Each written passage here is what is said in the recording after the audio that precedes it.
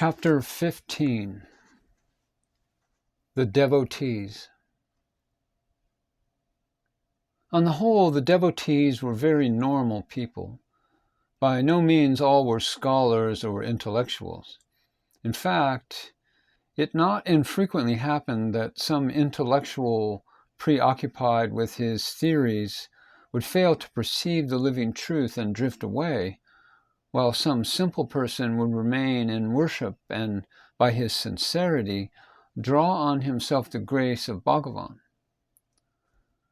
Because self-inquiry is called jnana marga, the path of knowledge, it is sometimes supposed that only intellectuals can follow it. But what is meant is understanding of the heart, not theoretical knowledge. Theoretical or doctrinal knowledge may be a help, but it may equally well be a hindrance. As Sri Bhagavan wrote, "What avails the learning of those who do not seek to wipe out the letters of fate by asking, 'Whence is the birth of us who knows the letters?' They have made themselves like a gramophone. What else are they, O Arunachala? It is the unlearned who are saved, rather than those whose ego has not subsided despite their learning." The words about wiping out the letters of fate refer to the Hindu conception of a man's destiny being written upon his brow and mean the same, therefore, as transcending one's karma. They are a further confirmation of what was said in Chapter 5, that the doctrine of destiny does not take away the possibility of effort, or indeed the necessity for it. Learning was not condemned in itself, just as material wealth and psychic powers were not. Only with all three alike, the desire for them and preoccupation with them were condemned as blinding a man and distracting him from the true goal. As is stated about psychic powers in an ancient text already quoted, they are like ropes to tether a beast. It was sincerity that was required, not brilliance, understanding, not theory, humility, not mental pride. Particularly when songs were sung in the hall, one would see this, noticing the perfunctory interest Sri Bhagavan might show to some celebrity, and the radiance of his grace showered on one who sang with true devotion, even if with little skill. Naturally, Hindus were the most numerous among the devotees, but there were many others also. None did more to spread the knowledge of Sri Bhagavan through the world than Paul Brunton with his book, A Search in Secret India. Among the permanent residents in or around the ashram in the later years were Major Chadwick, large, military, and benevolent, with a booming voice; Mrs. Telayarkan, a Parsi lady with an imperious nature and the air of a grand dame; S.S. Cohen from Iraq, quiet and unobtrusive; Dr. Hafiz Syed, a retired professor of Persian, with something of the old world charm of a Muslim aristocracy. Visitors came for longer or shorter periods from America and France, Germany and Holland, Czechoslovakia and Poland, and from many other lands. Vishwanathan, a younger relative of Sri Bhagavan, came in 1923 as a 19-year-old youth and remained. It was not his first visit, but this time, as soon as he entered the hall, Sri Bhagavan asked him, "Have you taken leave of your parents?" The question was a recognition that this time he had come to stay. He admitted that, like Sri Bhagavan himself, he had simply left a note, not saying where he was going. Sri Bhagavan made him write a letter, but in any case the youth's father guessed where he had gone and came to talk it over. He had an open mind about it. He had heard glowing reports of the Swami, but he had known him as a younger relative in the days when he was known as Venkataraman, and naturally found it hard to conceive of him as divine. But coming into the presence, His body quivered with awe, and he had fallen on his face before he knew it had happened, saying, "I see nothing of the old Venkataraman here." And Sri Bhagavan laughed. "Oh, that fellow, he disappeared long ago." Speaking to Vishwanathan in his usual humorous way, Sri Bhagavan once said, "At least you knew Sanskrit when you left home. When I left home, I knew nothing." There were others also who knew Sanskrit and had studied the scriptures, among them the retired professor Venkatramaya, who lived as a sadhu and for some years kept an ashram diary, and the schoolmaster Sundaresh Iyer, who were already referred to, and carried on his profession while in Tiruvannamalai. In the same year as Vishwanathan, Murunganar also came, one of the foremost of Tamil poets. Sri Bhagavan himself would sometimes refer to his poems or have them read out. It was he who put together the 40 verses and made a book of them, and he has also written an outstanding Tamil commentary on them. The musician Ramaswamy Iyer is a still older devotee. Senior in years to Sri Bhagavan, he came to him first in 1907. He also composed beautiful songs in praise of the Master. Ramaswamy Pillai came as a youth straight from college in 1911 and stayed. Like Vishwanathan and Murunganar, he remained a sadhu. However, in his case, the path was rather through devotion and service. Once in 1947, Sri Bhagavan injured his foot on a stone during his daily walk on the hill. The next day, Ramaswamy Pillai, gray-haired already but still robust, set out to make steps and a path up the hillside. Single-handed he worked from dawn till dusk, day after day, until the path was finished, the edges firmly shored up with stone, steps chiseled out where there was rock platform, built up there was an earthen slope. It was well and thoroughly constructed, so thoroughly that the monsoon rains have not washed it away since. However, it has not been kept in repair because shortly after it was finished, Sri Bhagavan's failing health compelled him to give up walks on the hill. Ranga Iyer, the old school friend already referred to, never settled down at Tiruvannamalai, but he and his family used to come on frequent visits. He had studied in the same class as Sri Bhagavan and had played and wrestled with him, and he always enjoyed great freedom in talking and joking. Coming in the early Virupaksha cave days to see what his old friend looked like as a Swami, he immediately recognized that he stood before divinity. But not so for his elder brother Mani. He stood looking scornfully at the young Swami he had known as a junior at school. Sri Bhagavan returned the look, and under the impact, Mani fell at his feet. After that, he also became a devotee. One of Ranga Iyer's sons wrote a long Tamil poem celebrating the marriage of Sri Bhagavan with divine knowledge.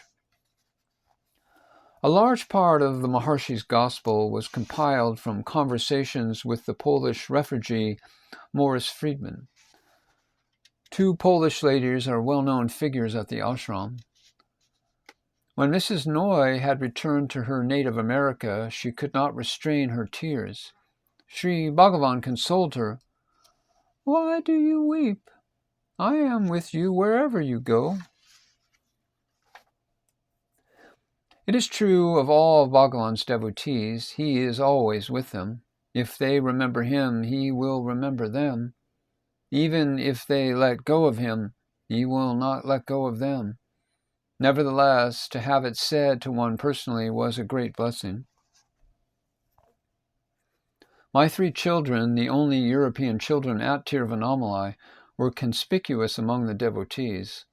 One evening in December 1946, Sri Bhagavan initiated the 2 elder of them into meditation, and if their efforts to describe it fail, so do those of older people.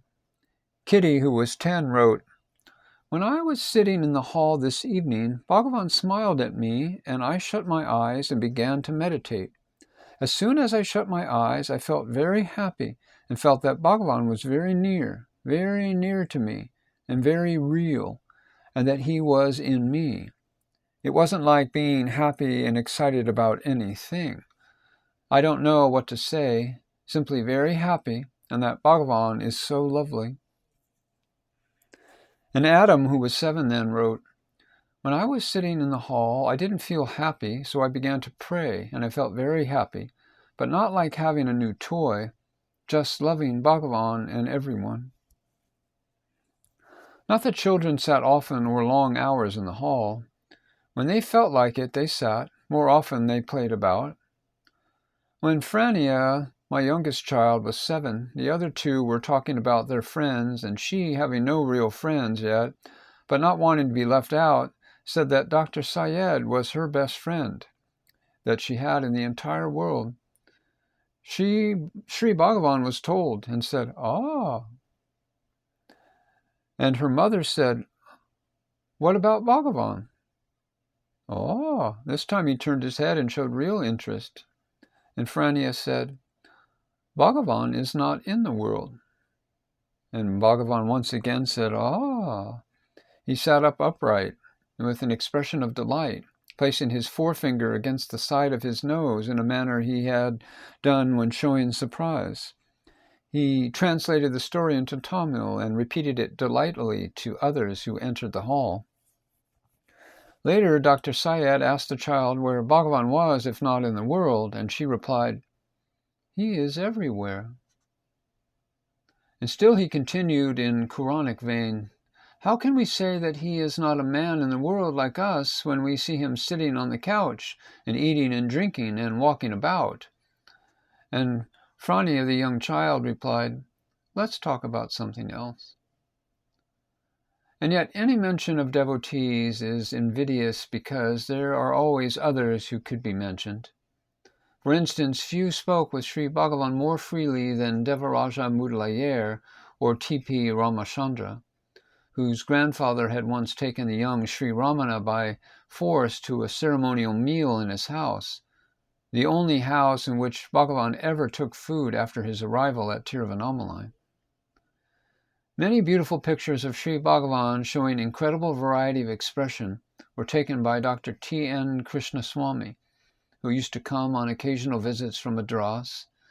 Some of the most vivid and delightful accounts of incidents at the ashram, breathing the charm of Sri Bhagavan's presence, are contained in letters written in Telugu by a lady devotee, Nagama, to her brother D.S. Sastry, a bank manager at Madras. Again, there were devotees who seldom or never found it necessary to speak to Sri Bhagavan. There were householders who came whenever occasion permitted from whatever town or country their destiny had placed them, and others who paid one short visit and remained henceforth disciples of the Master, though not in his physical presence. And some there were who saw him but received the silent initiation from a distance. Sri Bhagavan discouraged anything eccentric in dress or behavior and any display of ecstasy. It has already been shown how he disapproved of the desire for visions and powers, and how he preferred householders to strive in the conditions of family and professional life. He evoked no spectacular changes in the devotees, for such changes may be a superstructure without foundation and collapse later. Indeed, it sometimes happened that a devotee would grow despondent, seeing no improvement at all in himself, and would complain that he was not progressing. In such cases, Sri Bhagavan might offer consolation, or he might retort, "How do you know there is no progress?" And he would explain that it is the guru, not the disciple, who sees the progress made.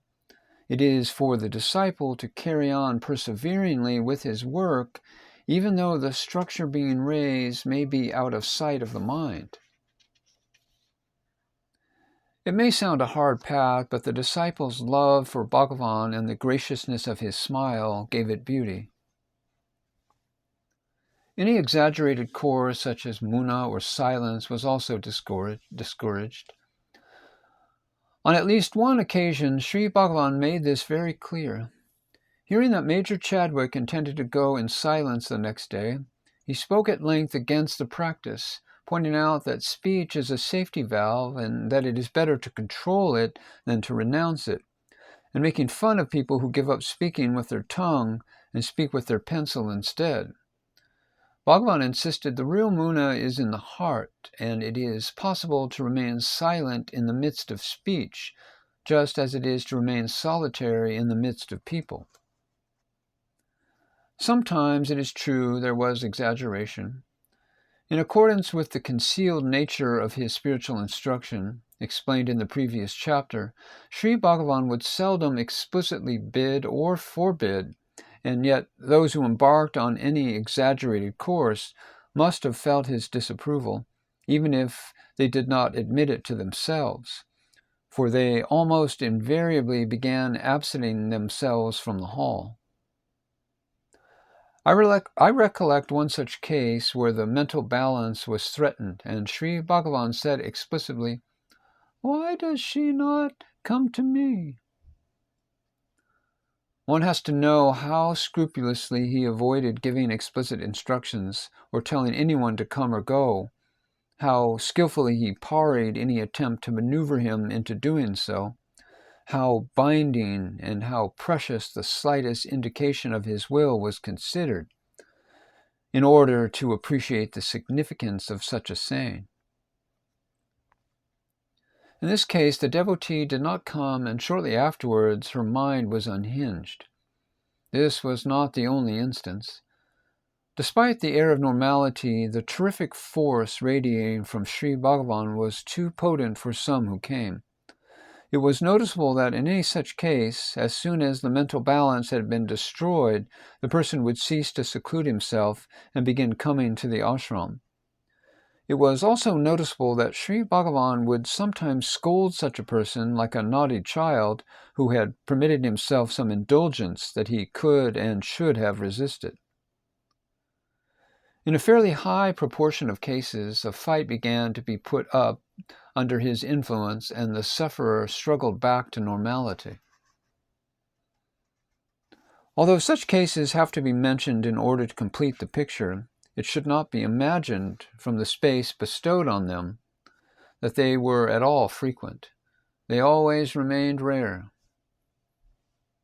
It is hard to postulate anything definite about the methods of Sri Bhagavan, because exceptions can often be found.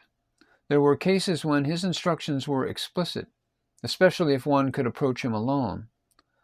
Ananta Narayan Rao, a retired veterinary surgeon who had built a house near the ashram, had several times been summoned urgently to Madras, where his brother-in-law was seriously ill.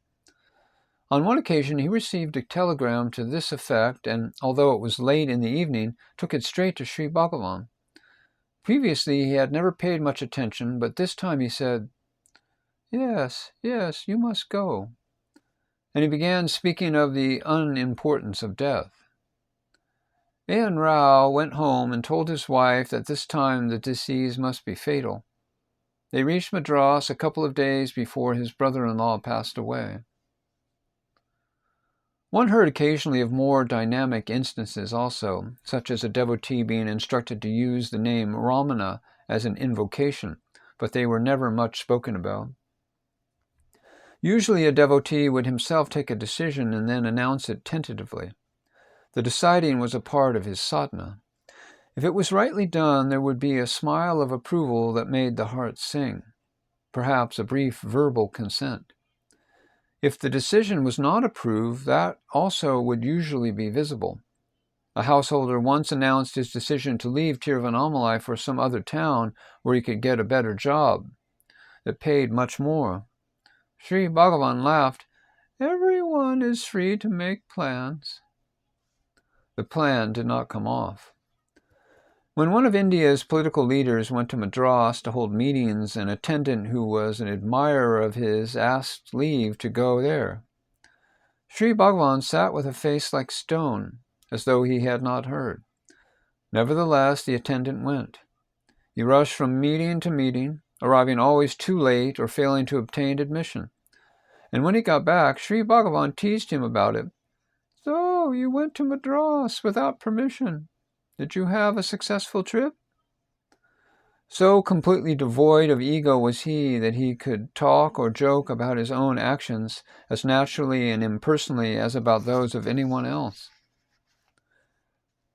The influence of Sri Bhagavan was to turn one from the pleasure and pain, the hope and anxiety that are caused by circumstances, thoughts, impeding inner happiness that is one's true nature. And realizing this, there were devotees who never asked for anything, even in mental prayer, but strove instead to overcome the attachment that gives rise to the wishes and desires. Even though they had not completely succeeded, it would have seemed a sort of betrayal to go to Sri Bhagavan with a request for outer benefits, for anything but greater love, greater steadfastness in the self, and greater understanding. If afflictions came, the method was not to seek to get them removed, but to ask, to whom is this affliction? Who am I? And thus draw nearer to conscious identity with that which suffers neither birth nor death, nor any affliction. And if any turned to Sri Bhagavan with that intention, peace and strength would flow into him. Human nature being what it is, there were also devotees who did ask Sri Bhagavan for help and protection in the events of life. Taking a different point of view, they looked upon him as their father and mother, and turned to him whenever any trouble or danger threatened. Either they would write a letter telling him about it, or simply pray to him, wherever they might be. And their prayers were answered. The trouble or danger would be averted, or in cases where that was not possible or beneficial, peace and fortitude would flow into them to endure it. Help came to them spontaneously, with no volitional intervention on the part of Sri Bhagavan. That does not mean that it was due merely to the faith of the devotee. It was due to the grace that emanated from him in response to the faith of the devotee. Some devotees were puzzled by this use of power without volition, and sometimes even without mental knowledge of the conditions. Devaraja Mudaliar has recorded how he once questioned Sri Bhagavan about it. If in the case of Bhagavan, as in that of all Yanis, the mind has been destroyed and he sees no otherness, but only the one self, how can he deal with each separate disciple or devotee and feel for him or do anything for him?